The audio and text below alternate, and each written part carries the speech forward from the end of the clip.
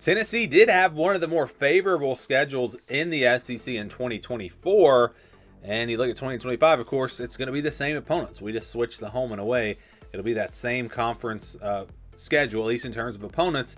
But let's look at that schedule. And before we go to that, let's look at the non-conference. So remember, they played NC State last year. Thought that would be a much tougher game. NC State turned out to be pretty disappointing. Well, this year they'll play Syracuse. So they're going to play an ACC team again. That game will be in Atlanta. I think Syracuse is going to take a bit of a step back this year. We'll see. But that, I think, could be a similar game to what we saw with NC State last year.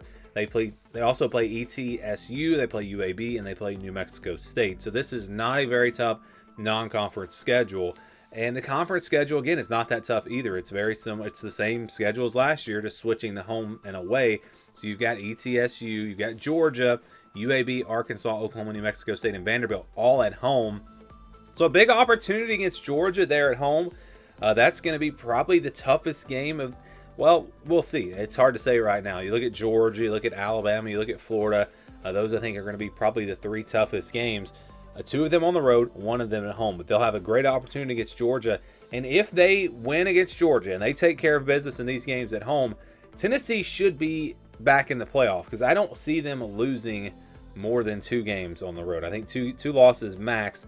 When you look at that Syracuse game again in Atlanta, Mississippi State, bottom of the SEC. They play them on the road. And then Alabama and Florida, again, will be very tough. But Kentucky towards the bottom of the SEC as well. So, yeah, it comes down to those 3 games for me. Georgia, Alabama, and Florida. Those will be the tough test for this Volunteer team.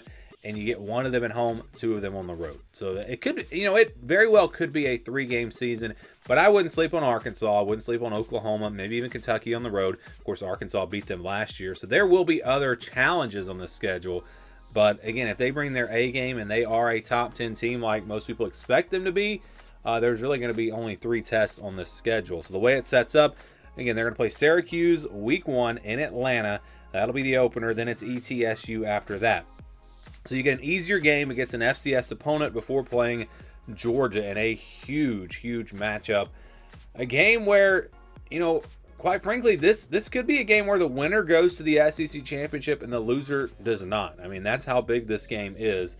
And it's very early in the year. So Tennessee and Georgia don't always play this early. So that's very interesting to see this game this early. What's also interesting is where Tennessee plays Florida, because that's a game that used to always be at the in the first month of the season. They're playing Florida next to the last game. So that is interesting as well. But after Georgia, they get UAB at home, and then it's Mississippi State on the road on September 27th. So when you look at that first section of games, those first 5 games, that first group, Georgia's really the only test. I think Tennessee, you feel pretty good in those other 4 games, but Georgia obviously going to be a challenge, but playing at home gives them a real advantage. So a 5-0 start is possible for this Tennessee team. Then they get their first bye week before playing Arkansas on October 11th, a revenge game at home for Tennessee.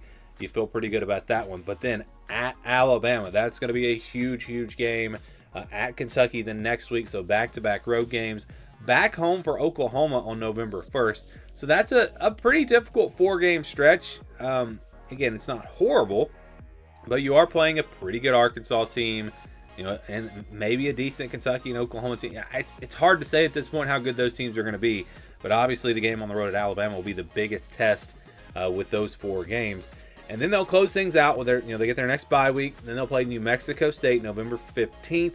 Then it's on the road at Florida November 22nd and Vanderbilt November 29th. So we talked about Georgia, Alabama, and Florida.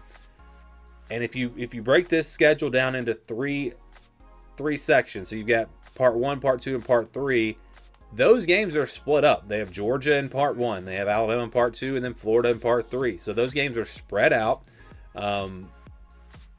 And there really, again, aren't too many tests outside of those 3 games. So I think the schedule sets up really, really well for Tennessee. And just in terms of the opponents that they play in the SEC, if you look at their winning percentage from last year, Tennessee's opponents for this year, they went 24-40 last season. That's a 38% win percentage. That is at the bottom right there with Texas.